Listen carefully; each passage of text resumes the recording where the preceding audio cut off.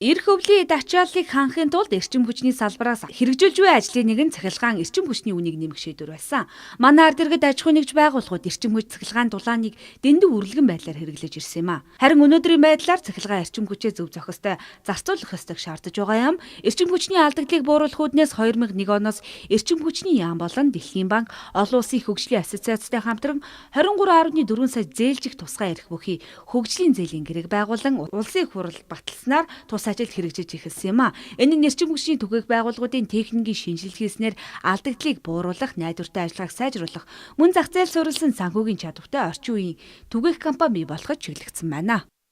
Бид нар бол зөвхөн эрчим хүчний компаниуд өөрсдийнхөө үйл ажиллагааг голж ингэж хариуцж явдаг байсан бол энэ нь бол хэрэглэгчид байгаа мэдээлэл параметрийн үндсээр манай эрчим хүчний системүүд уялдуулж үйл ажиллагаа явуулах ийм цогц систем болох ёстой юм.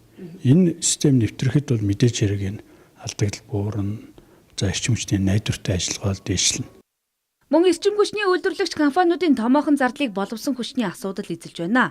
Эрчим хүчний алдагдал оруулж байгаа зүйл нь эрчим хүчийг өөрийнх нь өртгөөр авах зах зээл нийлүүлж чадахгүй байгаатай холбоотой байна. Харин Дэлхийн банкнаас хэрэгжүүлж буй уг төслийн хүрээнд манай улсын Улаанбаатар хотын 7 дүүрэг, Зүүн хэсгийн гэр хорооллууд, Төв, Баян хонгор, Говьалтай, Дорнод, Сүхбаатар, Өмнө Говь, Хөвсгөл, Баян үлгийн ховд, Увс аймагуудын төвийн цахилгаан түгээх зүйлчийг шинжлэх болон эрчим хүчний үйлдвэрлэлүүдийн менежментийг сайжруулах шинжлэлийн асуудлыг байна.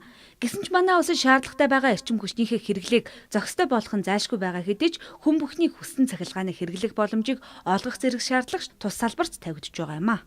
Эрчим хүчний систем их үүсвэрээ их зохистой болох хэрэгтэй.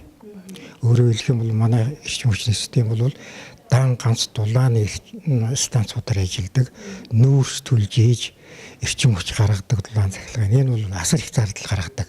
Тийм дуурхай төөдөндөөс тэр нүүрсээ дамжуулж ирэн цахилгаан станц дотор олон дамжлагтай маш зардал ихтэй ийм их үүсгэр штэ. Мөн уг шинжилэлт хийгснээр 2004 оноос хойш 2013 оны 8 дугаар сарын байдлаар цахилгаан эрчим хүчний алдагдал Улаанбаатар цахилгаан түгээгсүүлжээ компани 30%-аас 18% болтол төсөл хэрэгцээ аймагуудын түгээгсүүлжээ 46%-аас 7.5% болтол буурч эрчим хүчний системд хэмнэлтийн үр ашиг өгсөн байна. Харин манай улсад баригдах дулааны 5 дугаар цахилгаан станц эрчим хүчний дутагдлыг нөхөх хэдий ч өртгийн хувьд өндөр байсаар байх болно гэдгийг их сурвалжуулалт онцолж байсан юм а. Тиймээс сэргээгдэх эрчим хүч буюу нар салхи болон усны эрчим хүчийг ашиглаж станц барьж байгуул шаардлагатай байгаа гэдгийг тэд дурдж байсан юм а.